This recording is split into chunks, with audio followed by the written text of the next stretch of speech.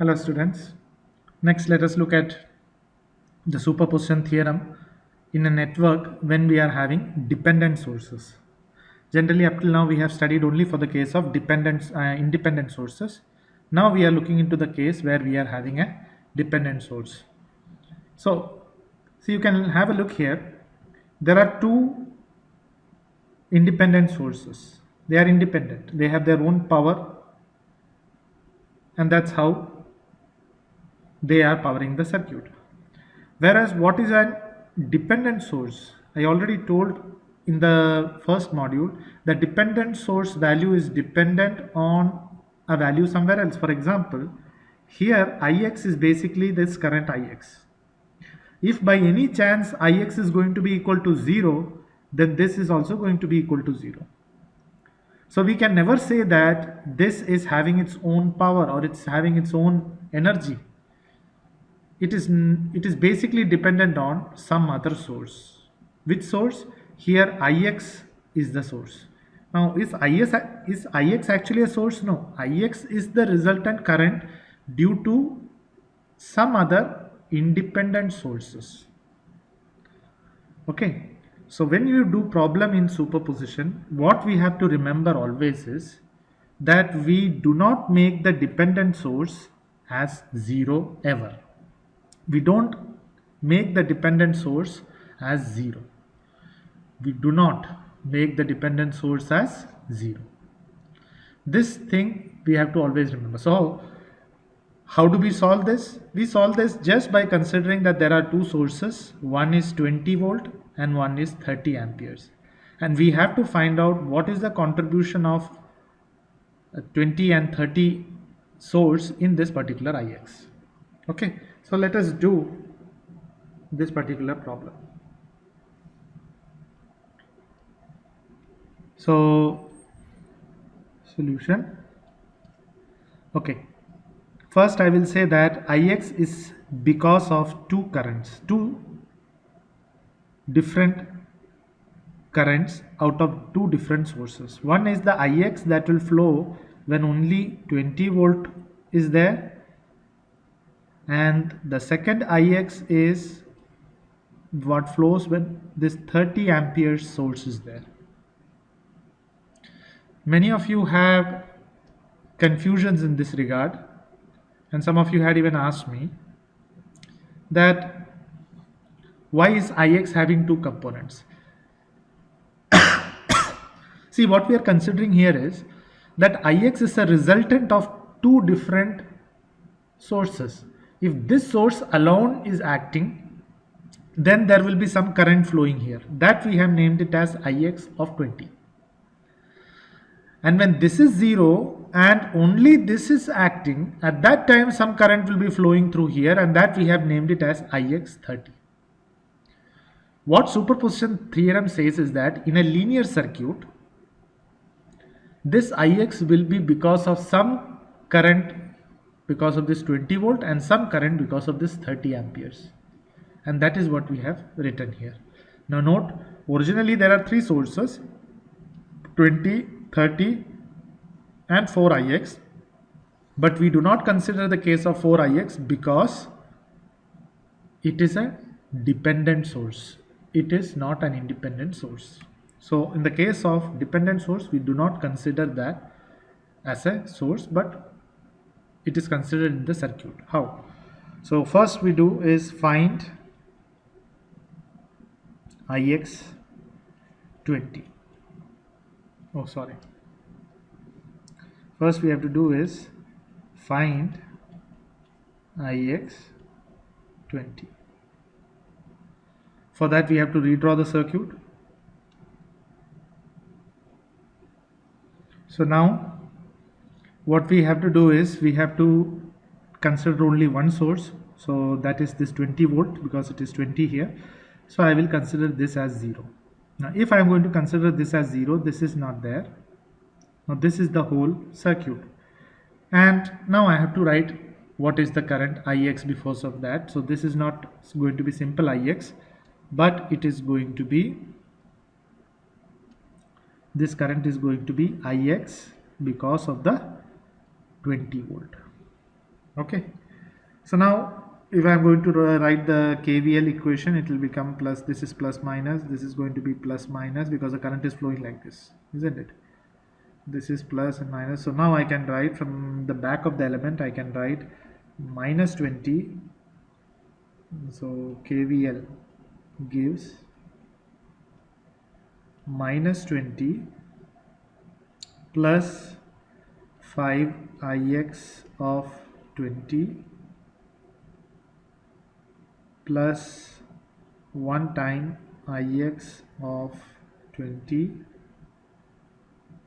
plus 4 ix.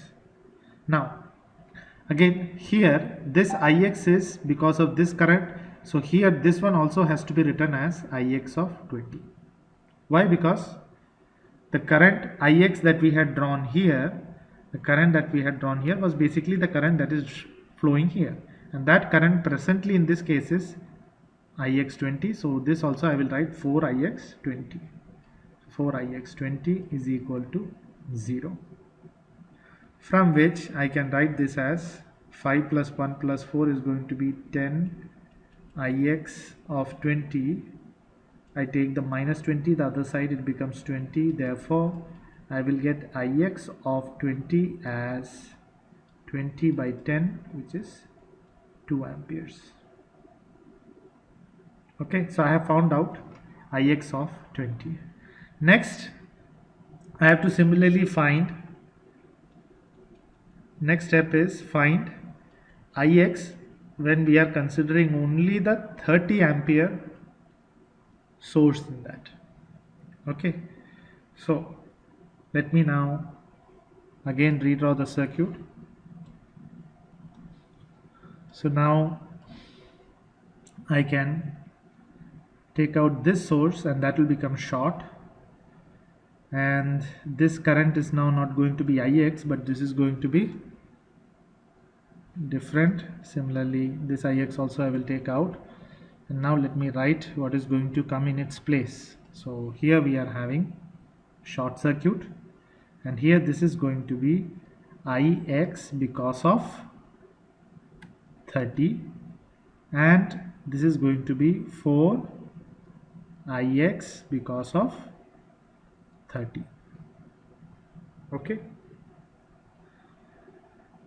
so now we can do the mesh analysis to find out what is ix 30. But here, as you all can see, that mesh analysis cannot be done because we are having, let me take the correct, yeah, because we are having a current source in between. I cannot write the mesh analysis here, isn't it? I cannot write the mesh analysis there. So why? Because there is no voltage here, so I will have to draw a super mesh. So this is going to be my super mesh. Okay, so this is my super mesh. The current ix I should write here, correct? This is my super mesh. Okay, and I will write the current here. This is going to be ix 30 itself, so ix 30, and let this thing be some I2. Okay, we don't know what that is because we have to find that out. Okay, so now you might be asking that up till now in superposition, generally if there is this kind of a situation, we used to always go for voltage division or current division. Here why we have not gone for current division or voltage division? We could have gone for that if this dependent source would not have been there. Because this dependent source is there,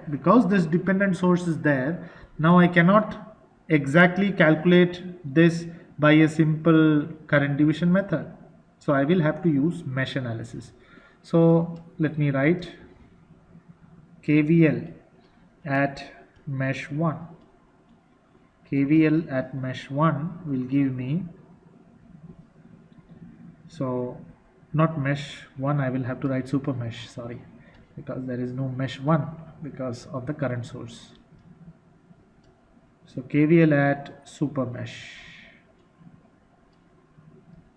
So KVL at super mesh will give me, so this is plus minus going to be, this is also going to be plus minus I2. Okay, so now I have got, I will take from the back of the element, so it is going to be plus 5 ix of 30 plus 1 I2 plus 4 times ix of 30, and that is going to be equal to 0, from which I can write it is going to be, this is going to be 9 times ix of 30. How? Because I have added 4 and 5. Ix 30 is common, plus I2 is equal to 0. So this is going to be my first equation. Okay, and similarly the second equation is the current equation. So I will have to write the node here. This is the node, suppose. Then I will say KCL at node 1. KCL at node 1. So here Ix30 is incoming current. Okay, Ix30 is incoming current, I30 amperes is outgoing current, I2 is also outgoing current. So I will write Ix30 minus I2 minus 30 is equal to 0, from which I will get Ix30 minus I2 is equal to 30. This is going to be my second equation. It's a simple simultaneous equation that I can solve. So solving 1 and 2, we will get the answer of Ix30 as 3 amps and I2 as minus 27 amps. We are not interested in I2, we are mainly interested in I30 because that was what the aim was. So we have found out Ix30 and Ix20. So finally we will put back into the same equation that we had started with. So I will write now that Ix totally is therefore Ix, which is Ix20 plus Ix30 is 2 plus 3, which is 5 amps. So we have got the answer.